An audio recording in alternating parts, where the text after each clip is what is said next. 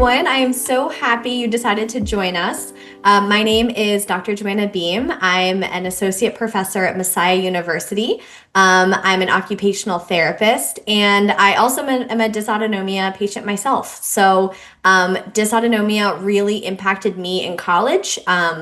We had lots and lots of issues in college. It got to the point where in grad school, every time I would try to stand up, I was passing out. I couldn't go to class. It was really hard. So I'm coming to this sort of informational webinar kind of meeting with y'all with that experience in mind, both as a current professor and as an OT and as someone who has gone through this as a student myself. So I think the way we're sort of going to structure this is Jennifer has given me some questions that folks have asked. And so we're kind of going to go through them like a Q&A. And then at the end, we're going to open it up and we'll be able to have a discussion about whatever you guys want to talk about. So the first question I was given is, can you explain how dysautonomia can impact a student's life? So lots of ways, I would say academically and personally. We know that dysautonomia is so unpredictable, right? And so I got to actually work from home today, and I had to lay down for 2 hours because I got really dizzy, even just sitting up in my chair. And so I had to lay down and do work in supine. But then other times I can walk around a classroom and teach and be fine, right? Like it's these unpredictable flares that are really frustrating. And the unpredictability, as we all know, is kind of minute by minute. Like I think people have an assumption that flares mean like I have a good day or a bad day. But I don't know about you, but I can have like a good hour and then a bad hour. And it's, it's unpredictable in terms of almost like minute by minute. I think another way dysautonomia can impact college life is difficulty navigating campus. I went to a small campus, but even so, I had a lot of trouble walking and navigating it, especially when I was using my walker or my wheelchair. And so I think that's something that can be hard. And then challenges with dorm life, when you're living, if, you're living in a dorm, it's communal living. And so you have people that are loud, you have a roommate, you have, sometimes there's not great climate control, sometimes there's not private bathrooms, right? And so I think that can be hard. And then even just social isolation. I think that that's also a really big issue for a lot of us because it's hard to explain to kids your age, why you can't go out, why you can't go do these things, or if you want to do them, what adjustments you need, right? And so I think that can all be really challenging. And then I think, for academic performance, it's the brain fog, right? It's the fatigue and the exercise intolerance. It's the orthostatic intolerance, not being able to regulate your body temperature, GI issues. I remember when I had an 8 a.m. anatomy class, I'll never forget this. And a group of my friends, we all kind of had a secret code because I would have to get up and use the restroom because my stomach was a mess. And we had a code that I would text them H for help if I needed them to come help me because I felt like I was going to pass out. And it was because it was an early morning. I was having GI issues, and it's a high stress environment. And so I think all those things, sleep disturbance, right? All those symptoms are really challenging. And so I think those symptoms can really impact academic performance, which can then impact a college student's life. We just received a question. She's the parent of a rising high school senior. What are the best criteria for choosing a college? Yeah. So I think that there's a lot of things to think about. I think you want to think kind of like academically, and then you want to think about, kind of like feasibility, right? And so academically, like, is there a school that has a certain major that she wants, those types of things. So I think that's kind of, what major does she want? What type of school does she want to go to? I remember when I was a rising senior, like I wanted to really like move away from home, like what 18-year-old doesn't, right? But I chose a school that was only an hour away because I just knew my health, like I couldn't be further, right? Like I just knew that about myself. I remember I went and toured a school up in New York. I live in Pennsylvania. I loved it. And I was like, there's just no way. It's not possible for me and my health the way it is. So I think, location. Doctors, is there medical support around, right? Do they have medical support on campus? What does that look like? And then, how big is the campus? Is it drivable? Can you even have a car on campus? Drivable meaning like it's too far to walk and so you have to drive to class. At my college, like freshmen had to park like all the way in Timbuktu. So like that wasn't super helpful for me. So then that gets us into like accommodations and how supportive is are the different universities for people with disabilities. Unfortunately, there are some colleges that are like very supportive, but there's some colleges that are really not super supportive. And so I think you have to have some really, frank conversations with not just the admissions folks, but the actually like the disability services or the academic accessibility services and really talk to them and figure out how much support folks are actually getting. If they are supportive of accommodations, what kind of accommodations would you think of to ask for? Yeah, so I think it all depends on what her kind of symptom constellation pattern looks like. So, like, for example, for me, like brain fog is a big issue, fatigue is a big issue. So like time and a half on tests, right? Just getting extra time to do the tests. So a lot of the time I didn't even need it, but just having it is nice because if I need extra moments to think, that's helpful. Being able to test in a quiet room can be super helpful because I, kind of get distracted easily. Being able to have, food and drink with you. Now, most colleges, like a typical lecture, you can typically, at least everywhere that I've been, you can have kind of food and drink with you. Like that's not a big deal. In lab spaces, however, there might be rules against that, right? So it's kind of just figuring out, okay, I need to leave my water bottle outside in this class, but I need to talk to the professor and say, hey, I need to go get it. Having discussions about, if they're in a type of profession where they physically have to do tasks, can we adapt some of those tasks, right? So I was in occupational therapy school. I had to lift patients and transfer and do different things. At that time in my life, like I could do that. So I did. However, once it got to internship, like there were some locations I could not go to. Like I could not work in an acute care hospital because I'd be on my feet all day and that's just not feasible, right? And so I think it's a lot of like what symptoms are most prevalent and then how do you figure out like what needs you might have and how we can sort of adapt for it.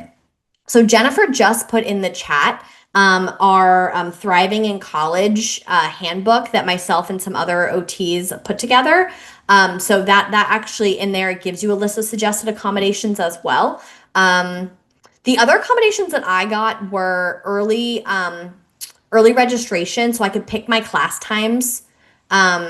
Like before other people in my year so that I didn't have a ton of 8 a.m. classes where I'm in the bathroom vomiting, right? Because 8 a.m. is not a good time for my body. So, things like that, even housing accommodations. I got housing accommodations grad year. That was super helpful for me.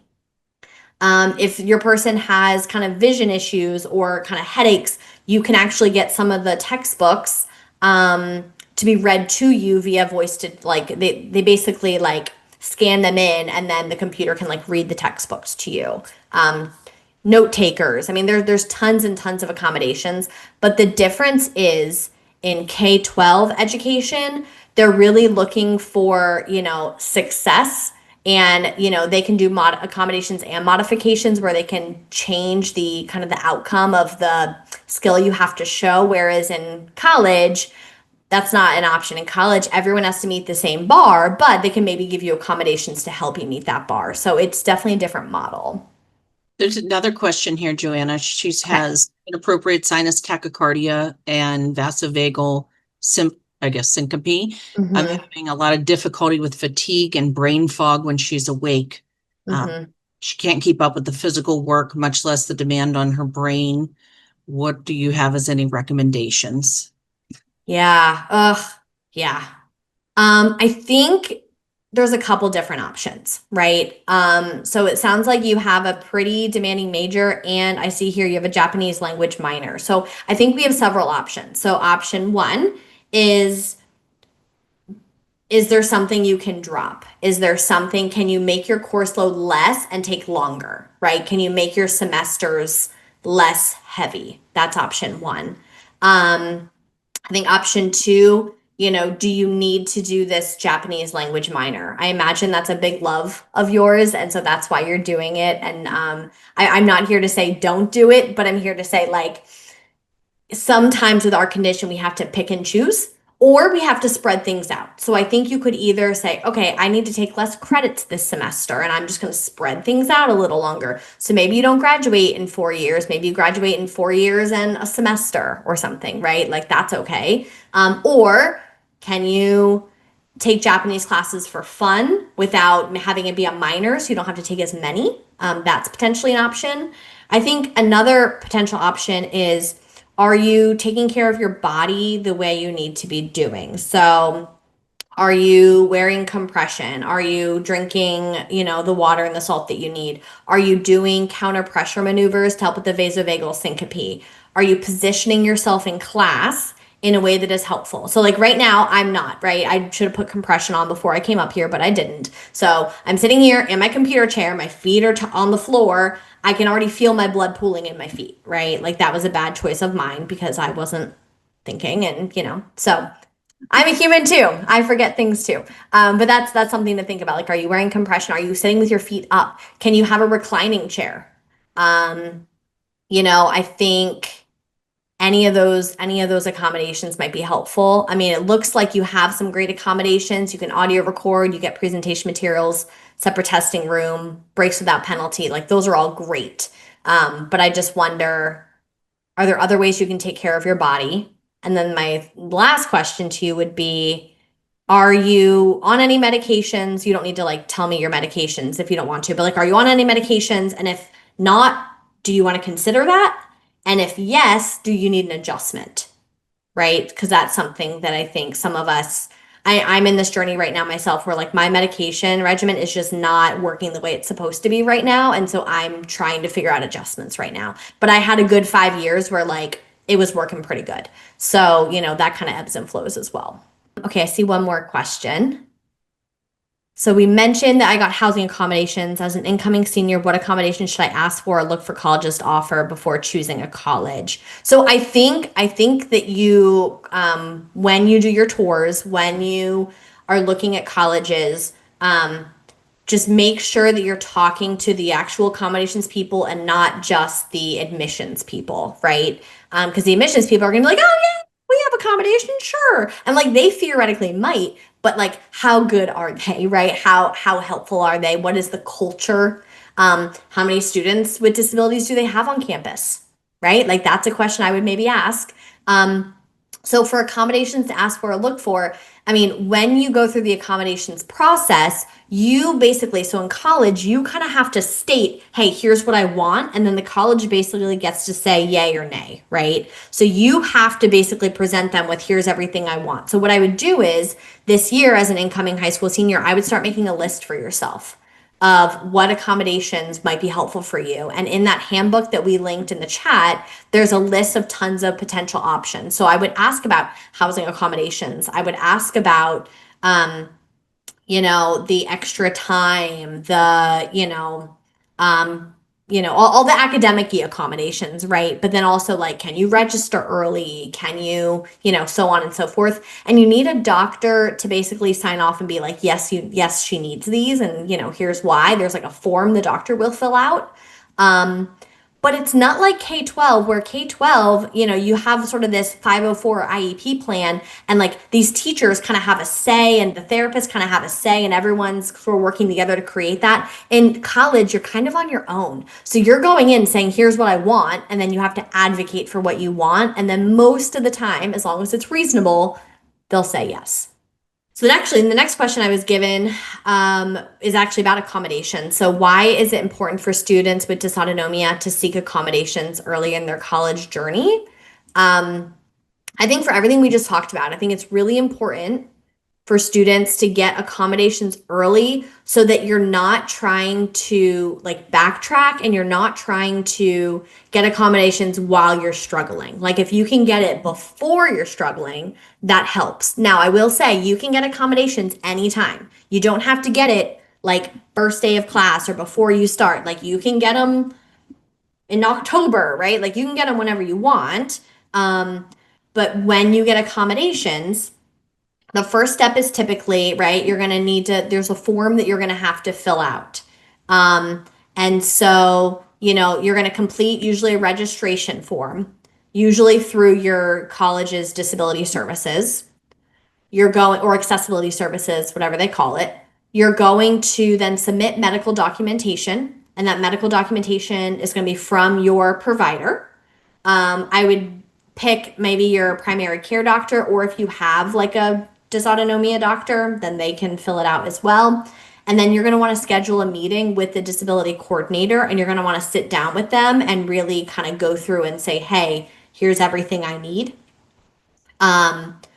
So then the college disability services, they're going to basically review that documentation. They'll collaborate with you to get the reasonable accommodations. And then they're going to give you accommodation letters.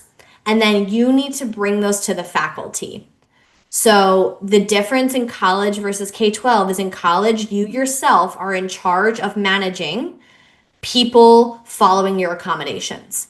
And that's hard because you're already sick, you already have a bunch of stuff going on, and now you have to make sure that people follow your accommodations. So usually what happens is, at least in my university, when a student has accommodations, that letter will get emailed to me. It'll have myself, the student, and the disability coordinator person on it. Sometimes the student emails it to me, sometimes the disability coordinator does. It just depends how your school does it. And then usually I like when students come and have a conversation with me. I'm talking now from like the professor standpoint. Like, what does this mean and how can I best help you? So, some of my students will have time and a half for tests. Great. So like they have to come to me and say, hey, I need time and a half on my test per my accommodations. What time should I start my exam? Because a lot of times in my classes, we take the exam first and then we get right into class. So they have to come early to start their test early so they get time and a half, right? And that is all on the student to coordinate. Like, I don't coordinate any of that. Not because I'm mean or I don't want to, but like that's just not legally how the accommodations process goes in college. So that's why I think it's really important to get started early so you can get into that groove. And then every class you have, you need to talk with every single teacher and make sure that they're aware of your accommodations and following them. I'm talking more for academic accommodations, right? So those are things that you're going to want to bring to them. Joanna, are these accommodations or the documentation, is that fluid in the way of they get into the end of October and they realize they need something in addition to that they can then add to that plan? Yeah. Yeah, I don't see that happen super often, but it can. There's no reason it can't. So if, for example, you're like, oh man, like I really want now, or I really need XYZ, like, yes, you're going to need additional documentation to like medical documentation to say, hey, here's why we need this. But yeah, then they have to update it for you. Some days her daughter cannot get out of bed. How could college accommodations work with attendance? Yeah, so this one's hard. So sometimes attendance accommodations are not considered super reasonable because if you miss so much class, like you can't succeed in the program because you're missing class, right? So I think that I think that's a discussion to have with the disability coordinator. It could be that she's not penalized for missing, but she's responsible for making up all the material. That is sometimes an option. I will say that I think that sometimes specifically like professional programs that have like lab practicals, skills demonstrations, things like that like can't be missed. Sometimes that's a hard accommodation to get. So if your daughter has trouble getting out of bed, I would say my question would be like, how frequently is that? Are we talking once a month? Then fine, right? But if we're talking like multiple times a week, then I think we might want to consider, okay, is a online program maybe helpful? Or a hybrid program, right? Where they have to go in some days, but some days they can be online. That might be just more helpful. So I would say like it depends on how often it happens. I think if you say, hey, like I have this chronic condition, I might miss a day or two of class a semester. I think people are going to be like, okay, yeah, like you won't be penalized for that. That's fine. But if it's like, I'm going to miss a day or two of class a week, then folks are going to say, well, that's not reasonable. And we can't allow that. Okay. We got a question about, would asking for a word bank be outside of reasonable in your opinion? Um, Yes, I think so. Because it changes, like I said, like with K-12, like they can give word banks in K-12 because that's a modification. You're changing the like level the person has to reach. You're saying, okay, you can have a word bank and that can help you do this. But if in the program they're saying that a skill you need to demonstrate is you need to be able to know these words off the top of your head and be able to like apply them. If that is an underlying skill that they require of you, then they can't give you a word bank. But if that skill is not if that's not the point, then maybe they would allow it. I would say in like in a healthcare program, engineering, nursing, any of those types of programs, I would say that probably wouldn't be allowed. But I think always ask. And if they say no, they say no, right? But it's worth asking for sure. The thing with college is that they're really saying, this is the objective and you have to meet the objective. Just like everyone else, we can't change the objective. Whereas in K-12, we can change it. And so that's where it gets a little trickier for sure. Does having a 504 help with that process? It does. Yes, it does. Because it shows kind of like the need for the accommodation for sure. But you can't just give them a 504. Typically, you'll still need like additional medical documentation. But I know that like of having that is very helpful. Yes. So a lot of times like you'll submit that along with like the doctor's form, and then they can see, oh, she already had X, Y, and Z. Here are some things that, we can offer here that are similar. An accommodation we haven't talked about too much yet is some accommodations for fatigue. So I think scheduling is going to be a big one. We talked about that a little bit, but really giving, yourself rest time in between. College classes typically are an hour to 2 hours long-ish, right? It just depends. Some classes are Tuesday, Thursday, and so those are typically longer than the Monday, Wednesday, Friday classes, right? So you'll have it 3 times versus 2 times. And so you'll want to think, okay, are mornings helpful? Is a night class helpful? Can I give myself a break? Am I making sure I have breaks? Do I have enough time to get in between classes and like walk there or ride a bike or ride a scooter or drive my car or whatever you need to do to get from point A to point B? And so sometimes you'll be able to figure that out by actually, when you get your schedule, walking through the campus and actually like navigating to where all your classes are and figuring out how long it takes to get from one spot to another spot. So when you're doing college tours and things like that, it may be helpful to ask, hey, for this major, what building are most of the classes in? Because usually buildings are kind of by like majors. Now, as an incoming freshman or even, sophomore, junior, you're still going to be taking general education classes. So, you won't always just be in that one building typically, but I think that's helpful. It's also helpful to know where the food is and how far away the food is and if there's quick food, right? A lot of times there's grab and go places that are really helpful when you don't feel good versus maybe if you don't feel good, you don't want to go to the big cafeteria, right? So I think just kind of knowing all those options as you're searching for schools, you want to think, okay, how can I manage my fatigue? Do the dorms have elevators? A lot of dorms do not have elevators because they're old. So you're going to want to look at that, right? Do the buildings where my classes are going to be, do they have elevators? That will save you energy. Things like that. Do they have accessible parking? And if you need, it might be helpful to get an accessible handicap like tag for your car ahead of time, because maybe then you can drive to your buildings and put that, park in the accessible parking spots. That's also a really good adaptation. So it's really figuring that out. Do you want to bring a shower chair so you can sit during showers, right? That might be an option. So think beyond just academic accommodations. Think, what accommodations can I get that will help me live life well versus that it's just going to help me get a good grade. I know a lot of times in colleges, freshman year, you're not able to have a car on campus. Yeah, Is that sometimes. an accommodation you could ask for as a Yeah, freshman? absolutely. Yeah, for sure. Yeah, a lot of like if you go to a smaller college, you usually can bring your car because there's just not as many people, right? So I went to a small liberal arts college. There was like, I don't know, 3,000 students, like not super big. I think it was like 3,000 students or something. And we could have cars as freshmen. But if you go to, again, I live in Pennsylvania, so if you go up to like a Penn State, right, a big university, they're gonna, yeah, sometimes then you can't. That's true. But hey, ask. Never hurts to ask. Right. Yeah, All right, and get the handicap placard. yes, handicap placards are life-saving, guys. Like all of us should be having handicap placards. It is so helpful.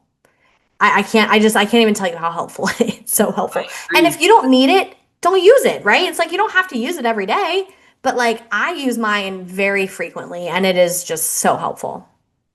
You have one, don't you, Jennifer? Yes. Yeah, Yeah. I have for over 10 years or so. And on days I don't need it, we don't use it. Right. But Right. it's a lifesaver when we do. Yes, absolutely. All right, we have a question here. Would allowing food slash not water drinks be an appropriate accommodation? Yes.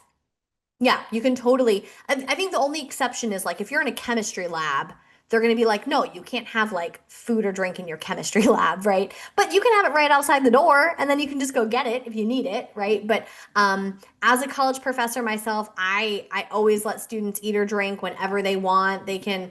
I have students pulling out a whole Chick-fil-A bag and they're eating their Chick-fil-A. Like I personally don't care at all. But I know most professors I know do not care. That is totally fine. Um, what compression gear slash brands would you recommend? Um, okay, I'm not the best person to ask for this because I'm not super compliant with compression. But I will say I personally can only tolerate knee high compression. I cannot tolerate thigh high. Now, the research says thigh high and abdominal compression is way better. But some compression is better than no compression. So I can only tolerate thigh high. So, or, sorry, not thigh high. No, no, knee high. I can only tolerate knee high. So I honestly just go on Amazon and I've tried all different brands. I'm not brand specific. In my life, I'm not brand specific, but I will go on Amazon and I specifically look for 20 to 30 mmHgs of compression. You can go to like a durable medical equipment store and get like fitted for them, but they are so much more expensive, like ridiculously expensive. And so if the regular ones on Amazon work for you, I would say just go with that. When you get fitted for compression, if you have a prescription, a lot of times you can have insurance cover it and you Yes. just pay a smaller portion. Yes, that is true. But then you get like you get like one pair or like two pairs. You don't get a lot of pairs. But that's totally right. If you do want to get fitted officially, and I did that. Like when I was first diagnosed, I got fitted. I did the whole shebang. Um, and it was fine. I didn't like, I was also younger, so I cared more. Now I wouldn't care, but I didn't like that they looked like they were like the tan nylon-y material and I don't know, it felt like, I don't know, old lady church nylons is what it felt like to me. So when I was 18, 19, like I did not want to wear that. But so I wear like I look for like sport compression or I like cotton, like I don't like nylon material. I have some sensory aversion, so but yeah, lots and lots of options.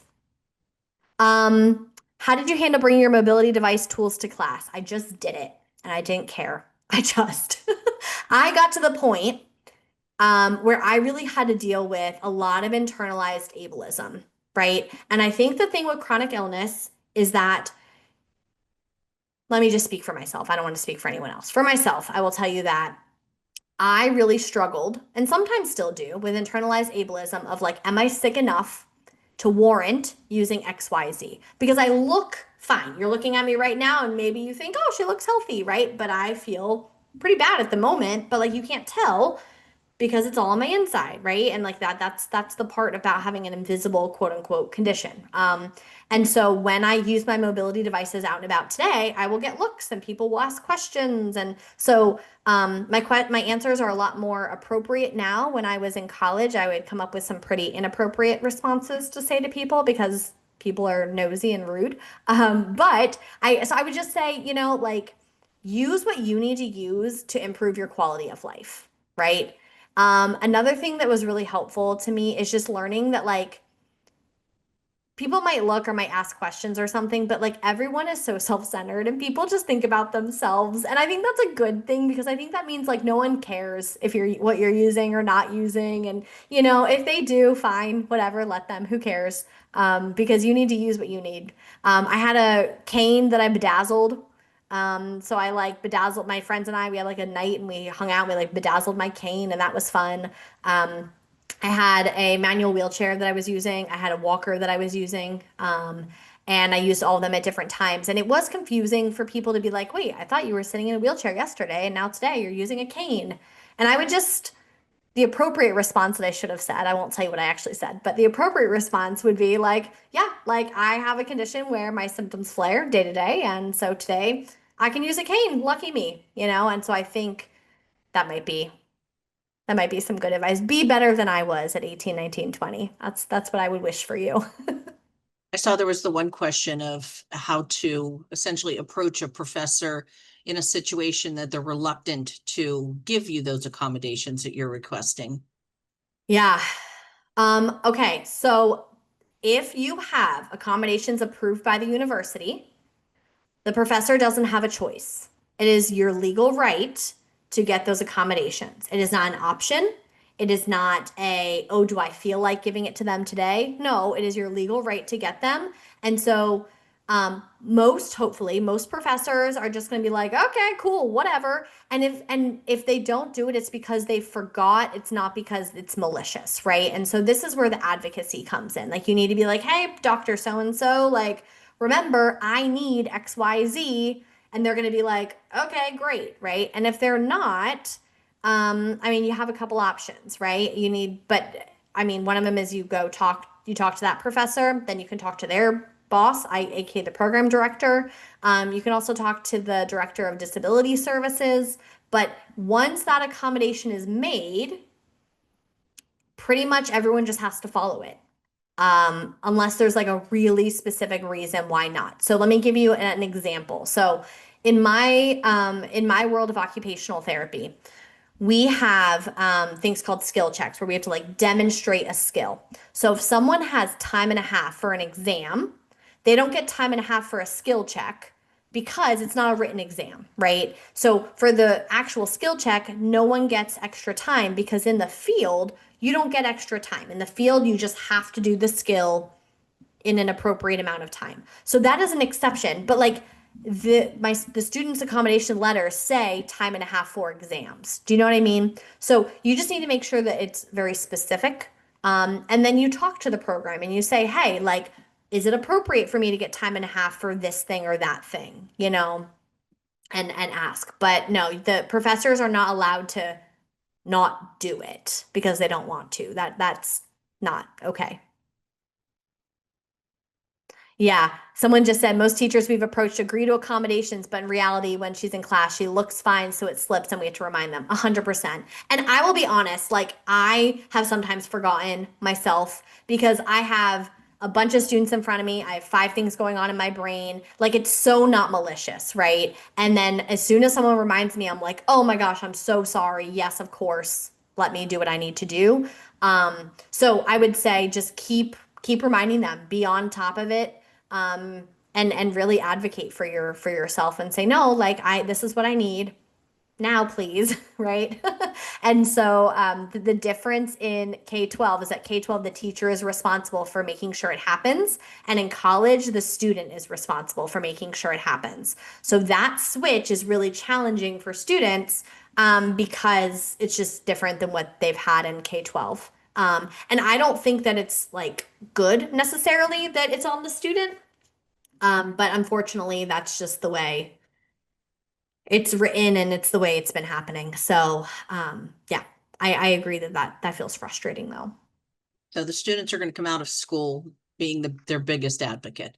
100%. Yeah. And so you got to get really clear. The other thing is, it is not the professor's business what your condition is. So you don't have to say why you need it. I will tell you, if you are willing to disclose and if you feel safe to disclose, it is helpful. Like if I understand why a student needs something, it helps me then go a little above and beyond and sort of know what other things might be helpful for them. Um, if I'm able or, something like that. Or it also just helps me remember a little bit better. But it is not my business. And there were some professors in college when I was a student that I told, and there were some professors I did not tell. And I sort of went teacher by teacher, right? And so just know it is not their business, but if you can advocate and you can say, hey, I have this condition, it's POTS, it's vasovagal syncope, it's inappropriate sinus tachycardia, whatever form of dysautonomia you have, and you can educate them and you have the emotional bandwidth to do it, I would highly, highly encourage you to do it. One, because it helps you practice being a good advocate for yourself, but it also educates people. Because what happens in the next cohort of students that this teacher has, and she's like, I feel like I had a student before that had similar symptoms. Maybe I should mention this to the student, right? Like any awareness is good awareness. So if you're willing to share, do, but you don't have to. I'm putting our handouts for dysautonomia and POTS specifically in the chat box. That is something that I think would be beneficial if you were to have on hand and give Yeah. to your professor so that they can see the overall, how all encompassing this illness really is. Absolutely. Yeah, because people just don't know, right? And a lot of times it's ignorance, not maliciousness. And so, it's frustrating and it takes a lot of patience on our end to just keep advocating, keep reminding, keep educating. It's hard. All right, we got a question. What would you define as reasonable accommodations in a workplace environment, slash what have you found is the line between advocating and oversharing? Oh, that's a question. Okay. And that's a hard question. So the first part, reasonable accommodations are different in every workplace. So we actually have a work handbook that we've provided a ton of work accommodations in there. So when Jennifer is done posting the handout, she can share that one. There's also, let me find it. Uh, I missed it, Joanna. I'm sorry. What is, oh, the workbook accommodations.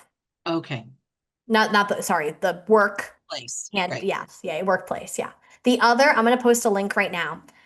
This is a website called Ask Jan. It's the Job Accommodation Network, and they actually have a POTS um, page where they list tons and tons and tons of reasonable accommodations per symptom of POTS. So super helpful. That's new as of a couple years ago. They didn't have POTS as I don't know, a option on their page. So that is something really cool to check out. But I think, you know, for me, accommodations, like some things I use, I purposely have a job where I can I sit when I teach. I make sure I always have my salt water with me. I, keep food with me. I talk to my program director about my schedule and I see, okay, are there ways I can space out my classes when I teach? I make sure that I don't have two heavy teaching days back to back, right? Now, I have the privilege of being able to do that. I realize not everybody has that privilege. I'm fully aware of that. So, I think it's important to figure out, okay, how can I find a job that allows for that? And then I think in terms of what accommodations to use, I think it's just, what symptoms are you struggling with the most? And then and then you can decide from there, right? Like what type of accommodations you need. Um, the second part of your question was, what have you found is the line between advocating and oversharing? That's hard. I think that the psychological safety of the environment is super important. So I'm very lucky to work in a place where there's lots of psychological safety. So I am able to share.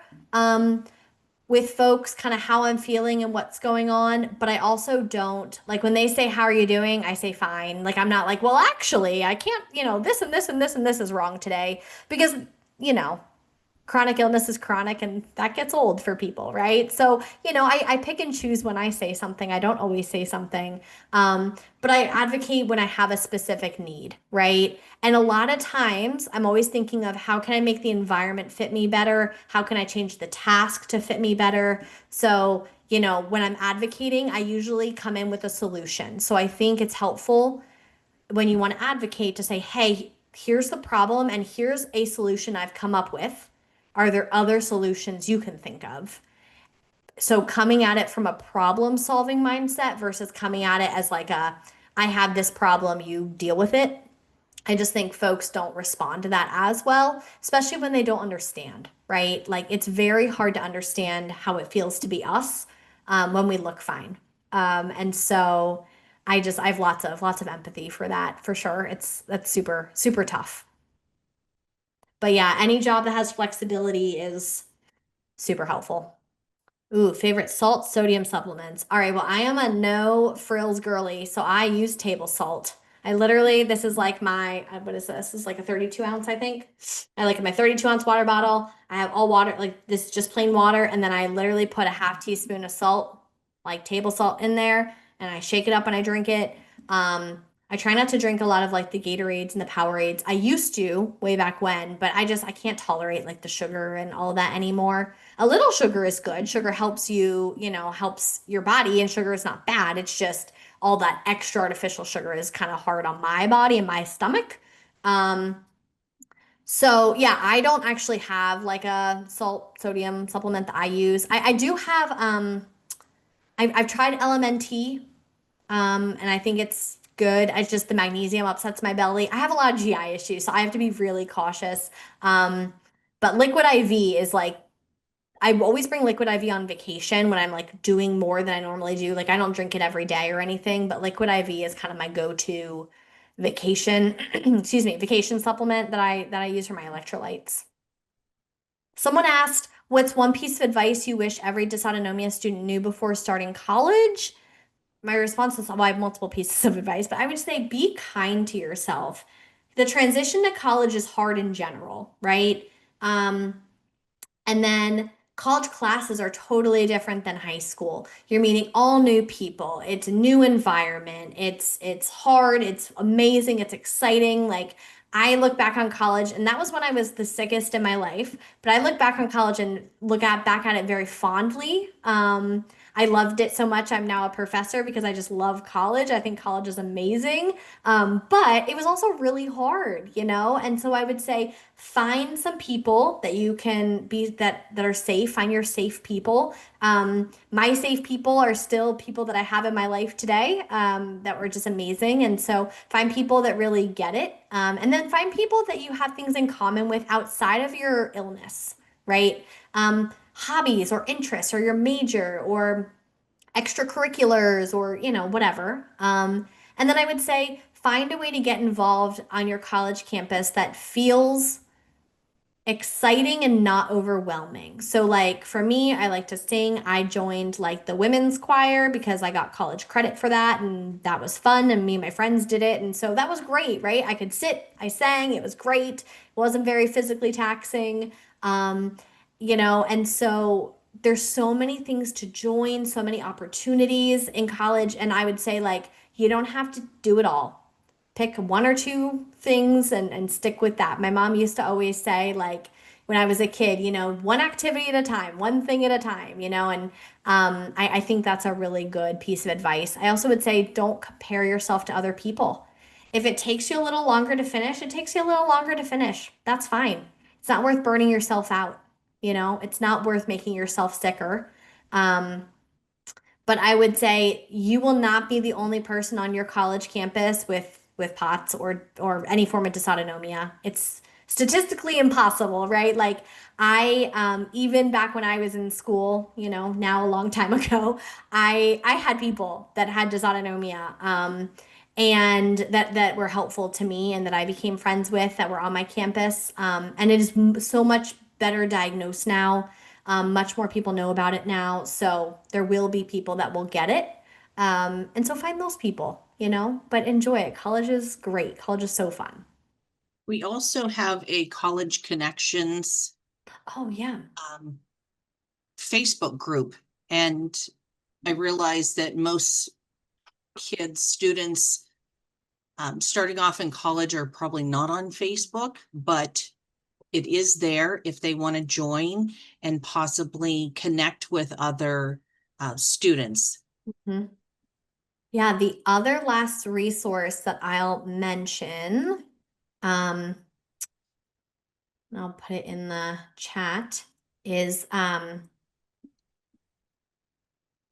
myself and another occupational therapist, Madison, we worked together to create a workbook. And so the Dysautonomia workbook, all of our resources are free typically, but this is a workbook that we have put kind of all of our occupational therapy knowledge into, and we have a whole section on college and even K-12 education and success in there, as well as just symptom management and any question you could think of that has to do with dysautonomia is in this workbook.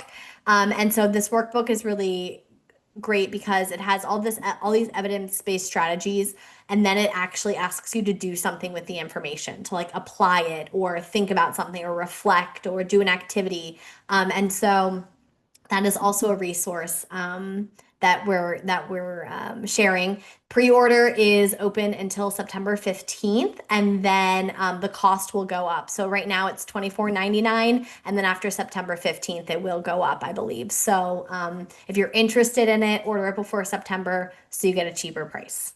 Thank you so much, and good luck. Good luck to all of you in wherever you are in your college journeys, and we're here for you if you need us, so let us know.